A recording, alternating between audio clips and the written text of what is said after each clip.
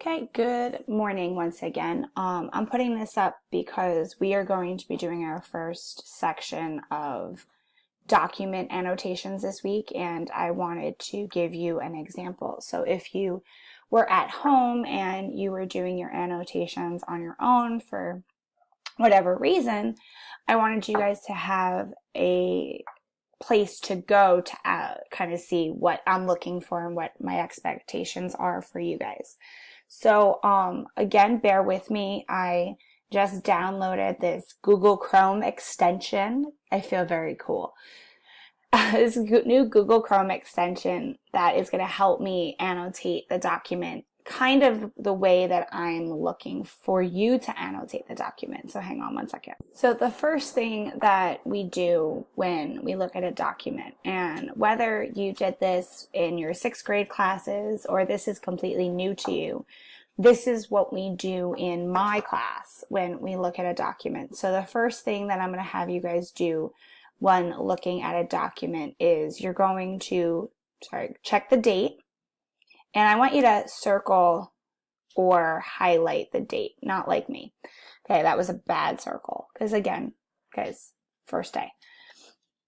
So I'm going to highlight the date and also circle the date so that you see what I'm talking about. And that is, what is it doing? Why is it doing this? Okay, July 3rd, 1865. So for me, I'm going to make a quick comment here on the side for myself, which that's not a comment. Here we go. A comment. Okay, guys, bear with your teacher. She is learning these things as she goes. So let's try this. So I circled the date, and now we're going to go back and we're going to highlight the date. You can do both. You can do either one. It doesn't matter to me.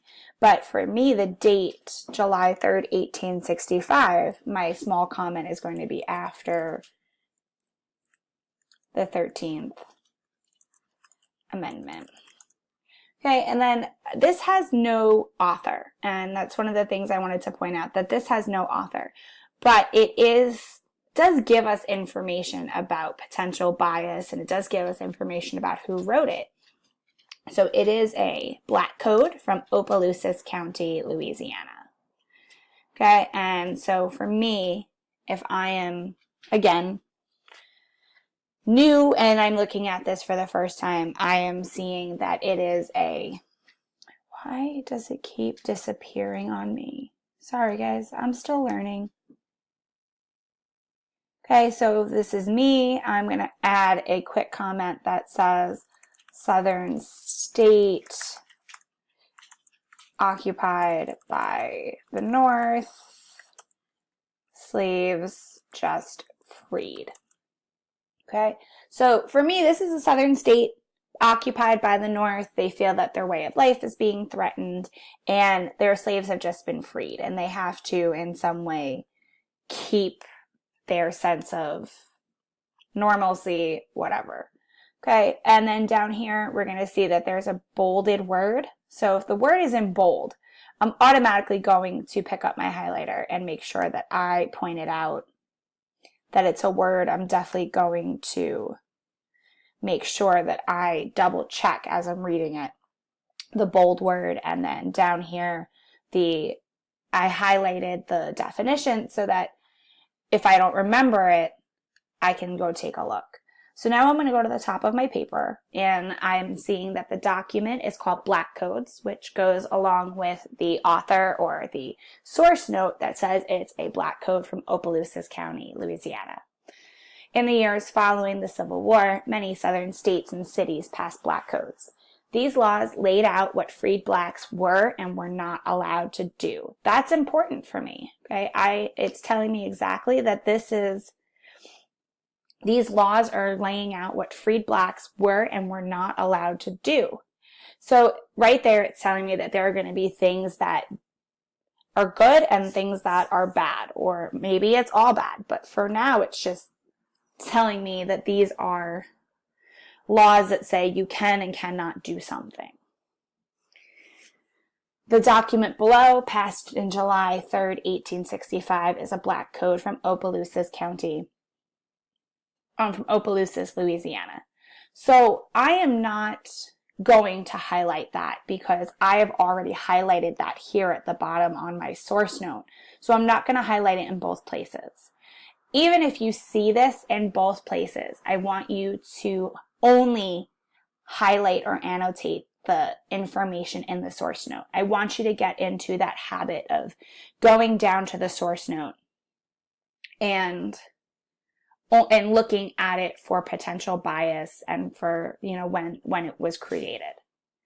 So now we're in the meat of the document, that center section. So we don't need to number these paragraphs because the paragraphs have already been numbered for you, or the sections have already been numbered for you. So it's going to be easy to reference back. But if we were looking at another document, we would go at this point, count our paragraphs and number them. I know this is a strategy you worked on in 6th grade. This is something that we're going to bring in and also be working on in 7th grade. Sorry guys, took a sip of coffee. Section 1.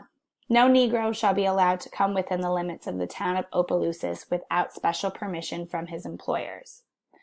Okay, so I'm me. I'm looking at this. I'm a student seeing this for the first time. Okay, come within the limits. So no Negro shall be allowed to come within the limits of the town. Okay, without special permission.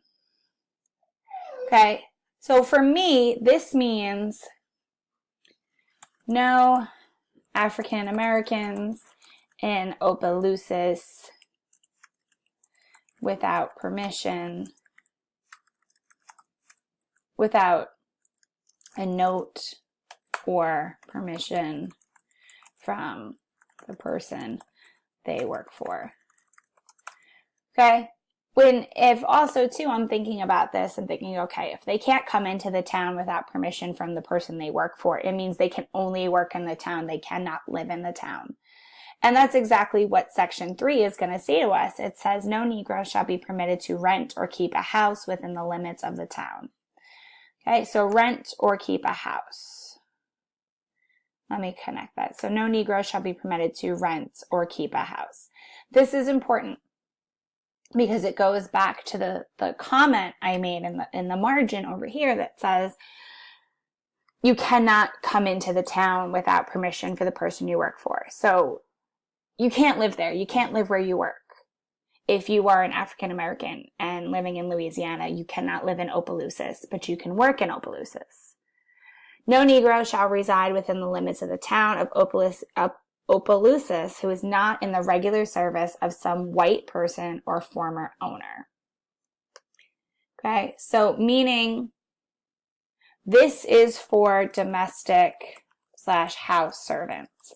Okay, if you are a live-in house servant, you live in, your job is to take care of the family, you cook, you clean, you do the laundry, you live in the house, then you're allowed to live there because you are in someone's service. Okay, so reside, again, that blue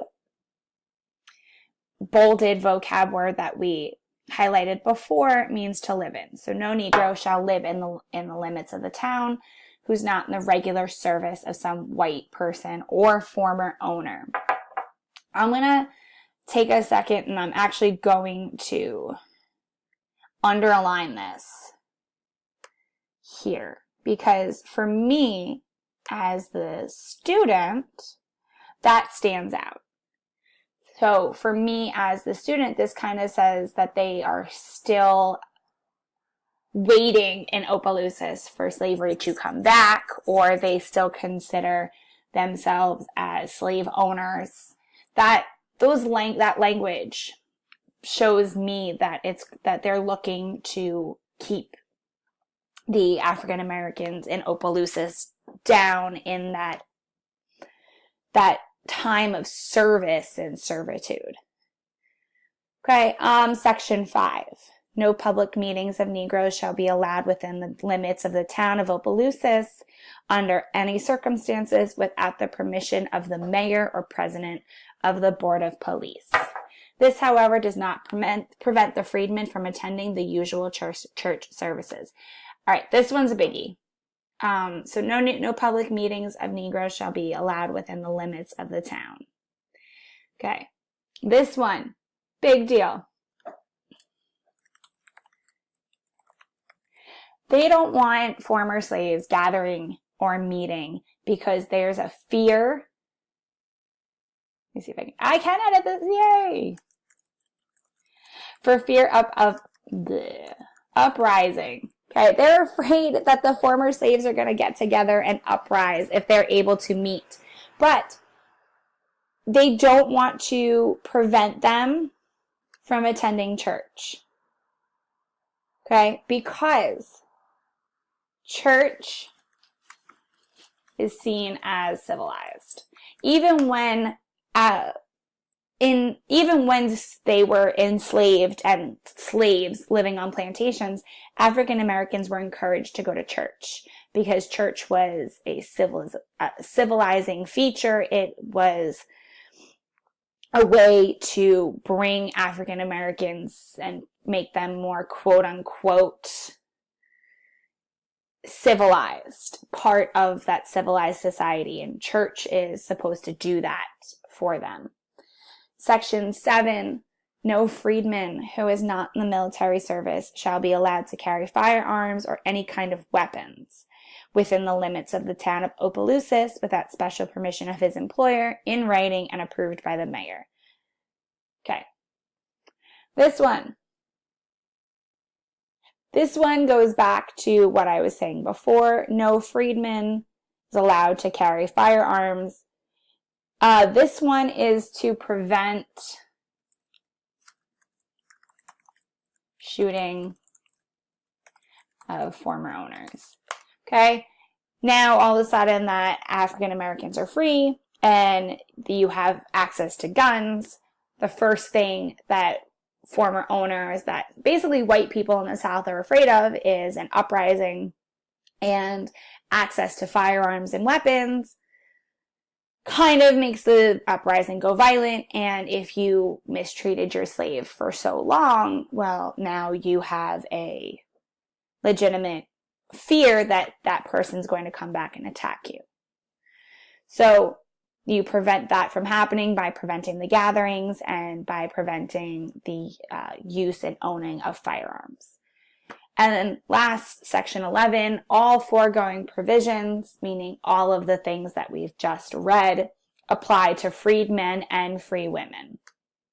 Okay, so this applies to all freed people, and that's the really nice way of saying this applies to all Black people. Okay, freed people is the polite way of saying this applies to all Black people. Okay, I know we went really in depth and in detail with this, but this is how I want you to start approaching every document.